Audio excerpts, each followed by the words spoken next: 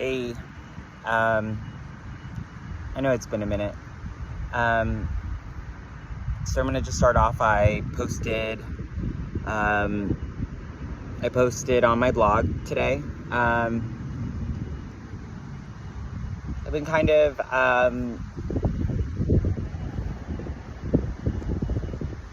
surrendering to the flow of the universe. You think your path is pretty straightforward. Not that I was planning anything specific, but, I thought I had a general outline of kind of where I was going to be going into the next chapter of my life. And, certain things happen and you realize, okay, maybe not that way. That road's closed. That door's closed. Oh, there's a fence there. And it's got barbed wire. But, it's kind of just rolling with the punches. I guess that's how I'm looking at it. I'm not, upset. But, I guess that's kind of maybe the message I'm supposed to be putting out there right now is, stuff happens. And, when you are able to roll with the punches, it's not as staggering when you get hit. You're able to, gracefully sidestep it or gracefully block it in a way that doesn't throw you off balance. So I guess, preparing for the unforeseeable, or, just accepting that life's a mess, and, just because you're staying in your own lane doesn't mean somebody next to you or two lanes next to you isn't going to swerve. On my post, I kind of take apart narcissism and what it really means and how it really applied to me and how I internalized narcissism.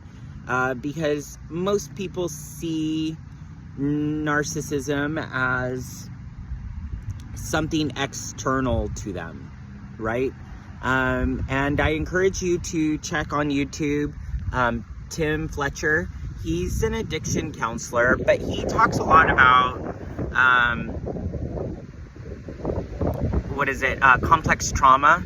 So, complex trauma is usually something that starts in childhood, and it's just, trauma on top of trauma on top of trauma, and trauma doesn't mean anything necessarily like,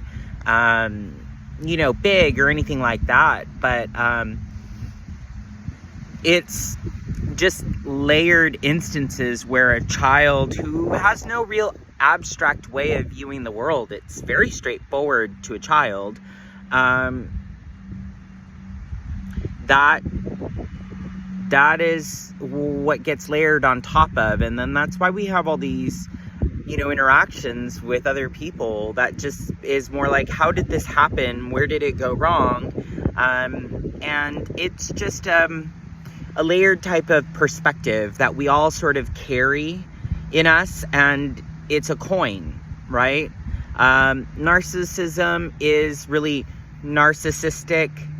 Co-narcissistic is the other side of that coin, right? Or other people would say codependent, but codependency is the relationship, right?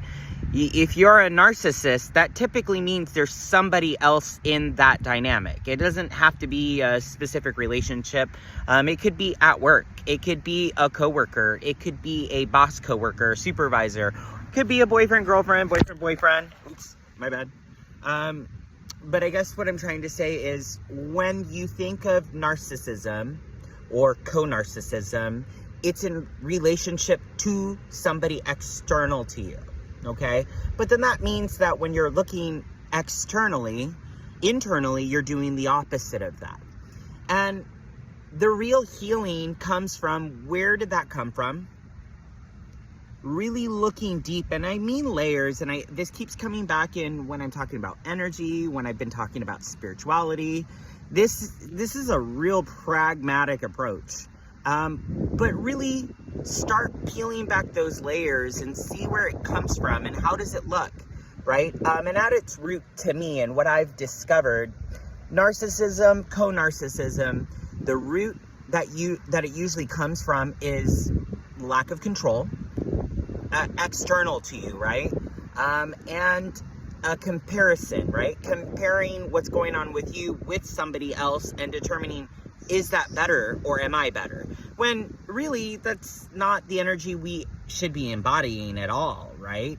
And those could all go back to your childhood. It could go back to safety, support, and unconditional love. So I encourage you to check that out. Check out what complex trauma is. Check out narcissistic abuse. I found this really neat book. It's actually just a book of essays. It's adults who grew up with a narcissistic parent and how that changes the way they perceive the world. And I think I'll list it in the link. I have the book on my Audible, but it's some pretty interesting stuff because, you know, I saw a lot of me in many different of the essays, and I'm sure it can be the same for other people. And, you know, start doing that inner work and, you know, just really practice loving yourself and forgiving yourself because, you know, it's not like I knew it. I mean, who's to say you were supposed to know it, you know? Part of that journey is giving yourself some grace, man. All right, check out my blog too. All right, bye.